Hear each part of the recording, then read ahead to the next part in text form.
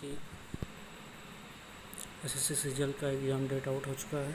तो अब बहुत से लोग अब यूट्यूब पर सर्च करेंगे कि अब नई स्ट्रेटजी क्या पढ़ें, कैसे पढ़ें। तो अभी तक आपने जो पढ़ा है केवल वही पढ़ें, उसमें कुछ नया करने की ज़रूरत नहीं है।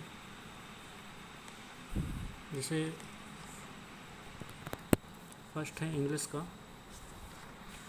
तो इंग्लिश में आपको पता है कि जब जैसे भी फेज़ 11 का एग्ज़ाम हुआ है, फेज़ 13 वाला, तो उसमें ज़्यादातर जो पूछा गया है, जैसे क्लोज टेस्ट हो गया, पैरा जंबल हो गया, रीडिंग कंप्रिहेंशन हो गई,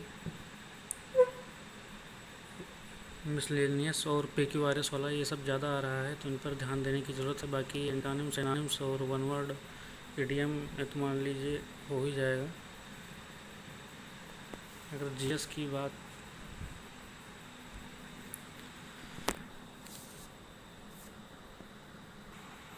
इंग्लिश के लिए आप प्रैक्टिस कर सकते हैं, अभी आपके पास टाइम है।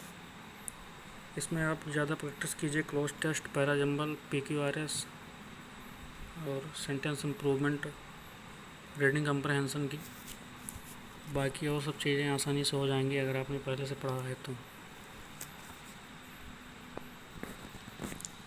बाकी जीएस में कुछ नया पढ़ने की ज़रूरत नहीं है। अगर आपने पहले से आपकी जीएस कंप्लीट है जीके, तो आप रिवीजन के लिए नायक सीरीज का पहला पार्ट देख सकते हैं, नायक सीरीज 2.2 भी देख सकते हैं। अगर आपने पहले से पढ़ा है और अगर आपको रिवीजन करना है। बाकी करंट अफेयर में आपको पता ही है, जैसे कि महत्वपूर्ण योजनाएं हो गई और योजनाओं से संबंधित आपको पढ़ना पड़ेगा। करंट अफेयर के लिए मैंने एक ये बुक पढ़ी है और एक RWA की है, रोजगार बतंकित की। इसमें आप देख सकते हैं कौन कौन से टॉपिक हैं।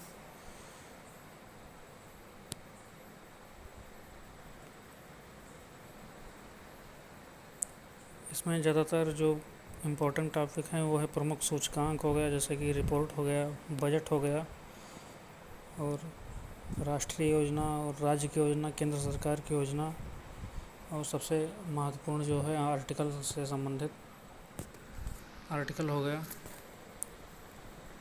बाकी रिवीजन करना है इसमें भी, और कुछ नया नहीं पढ़ना है। जो पढ़ा है आपने वही बहुत है।